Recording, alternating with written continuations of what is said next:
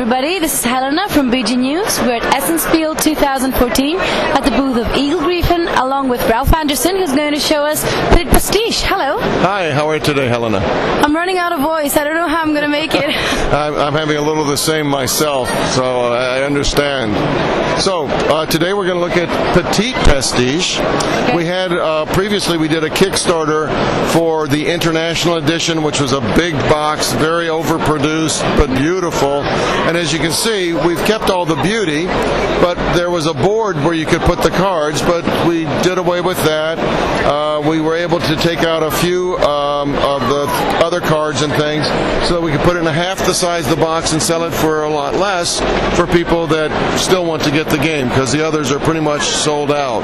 But this is just a smaller version of the game, but it plays exactly the same, and all the expansions still work with both games. So which is great. Yeah, always is a good thing. So in this game, we are painters, and a pastiche is a copy of a famous painting. Okay. So, of course, we must have many famous paintings to paint. And as you can see, they're beautiful, and the cards are very thick stock. They don't bend easily, so we have a lot to choose from. So everybody will have two of their own, and then there'll be some others here, because sometimes you say, oh, I would rather do this than this, so I can switch it as part of my turn, for example. Okay? But what happens is, on first, you start with some colors. So I think you have you have green, orange, and brown to start with, I believe. And you see these have points on them. Okay. That'll come in the end of the game. You want to get points here, or if I have a painting, or there is a painting that hasn't been finished, if I have those colors but I haven't finished, then these points are doubled. Then I get to have those. Okay. So, but only if it will work for the painting. Mm-hmm. So, we have some cards, and then I have these tiles. These are used, I look to see where I would like to play this, and then this will let me gather colors. So you have a chart. This is a great game for kids, by the way, because it teaches them the color wheel and how color mixing works. So I look here and I say, oh, that will get me a brown card, right? See, 1, 2, 3 makes brown. Blue and yellow makes green, right? I was seeing if you knew. And these two will make purple. Yeah. So now I've picked up more cards. Now, during my turn, I can switch cards, make a trade saying, does anyone have violet? I'll give you a green for a violet, or whatever deal we want to make. And then if I have the right colors, and I can match either one of my paintings or one of these, then I would say, oh, I have all of these colors. Now, the hard colors to get are the primaries.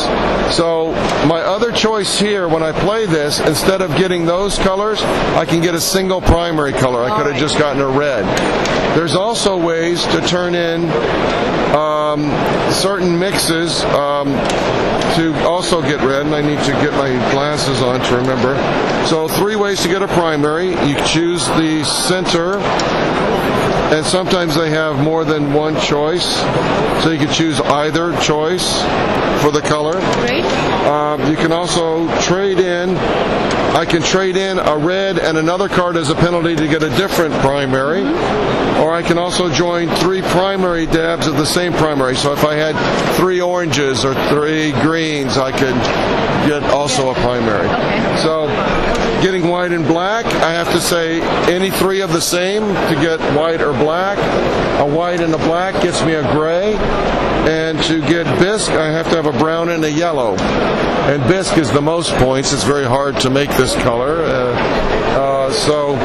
But sometimes if I need it, then I want to mix it, so that'll make me 10 points. So, on your turn, you play this, you get the cards, you do any trading you want.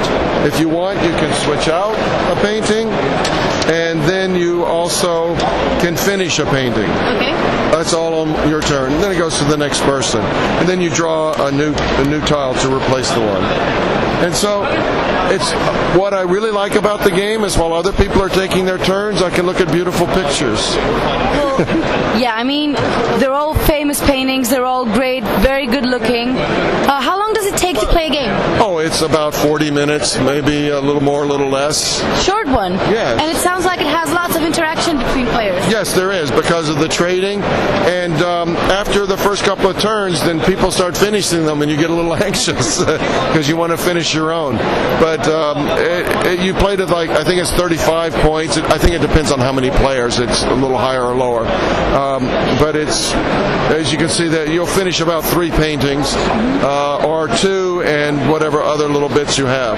But it's a beautiful game. It has history. It has a little science to it, and we like to play it on a lazy afternoon when we can look at the pictures. Which is great. So thank you very much for presenting us Petit Pastiche. Yes. And enjoy the rest of the fair. Oh, you too. Good luck getting around. Oh, thank you. We'll need that. Yes.